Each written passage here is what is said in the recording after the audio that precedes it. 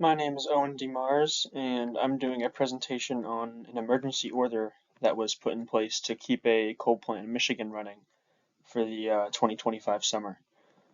So this particularly interests me because I worked at a coal plant this summer that just got shut down in New Hampshire. So I thought that was an interesting article to choose.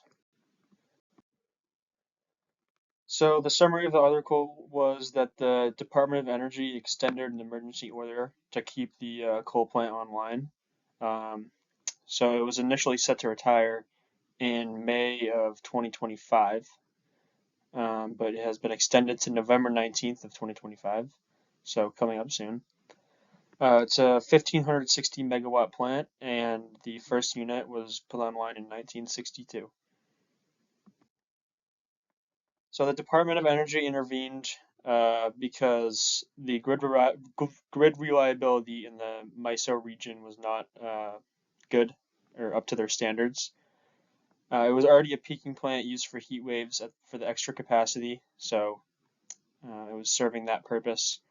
And delays bringing new generation resources online have definitely fueled the reason for this being its end date extended. Renewables have not been coming in as fast, and other natural gas plants aren't being built quickly.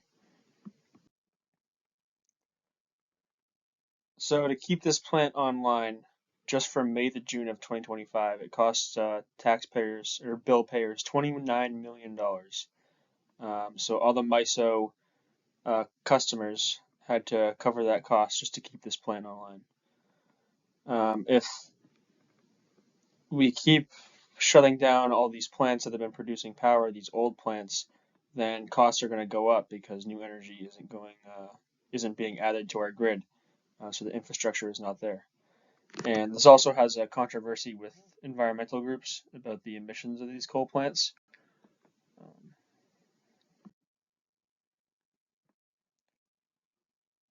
so this does connect with the power industry very heavily, obviously because one, it's a power plant, but it also connects with the environmental aspect of it.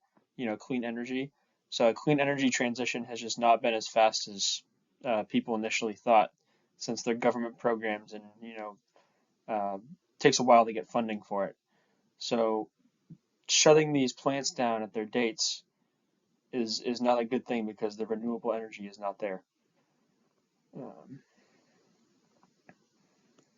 so it's kind of cool to see the Department of Energy actually um, came in and intervened MISO by making the coal plant stay on the line. So it's cool to see that connection between the government and a smaller RTO. So my perspective is that these coal plants and peaker plants are still going to be needed to prevent, possible rolling blackouts or grid failure on really hot summer days or very cold winter days. Um, it's important to have enough reserve on the grid so you don't have any reliability issues. So until new power can be added to the grid, then these units will still have to run. And in the long term, there will be a transition away from coal and possibly oil-fired peakers, but um, for now, they're necessary to our grid to run.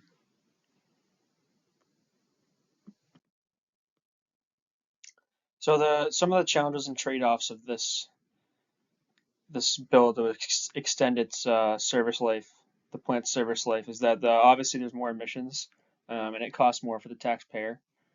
And to do maintenance on these older plants is quite extensive, and there's lots of problems that arise, as I saw this summer. And it's just, again, clean energy is not being as built as fast as it needs to for these plants to be able to retire. So for the future, like I was saying, we need to either build more renewable energy storage or nuclear plants, which is my opinion. And the transition off of coal needs to be done when only it is safe to do so. So when The grid is deemed reliable enough without them, even on the hottest days and the coldest days, that they can then be phased out. So that is it for this presentation. Um, like I said in the conclusion, coal is still needed for now, but not a permanent solution. And so we need to invest in future energy now, so emergency orders like this aren't required and costing bill payers money. Thank you.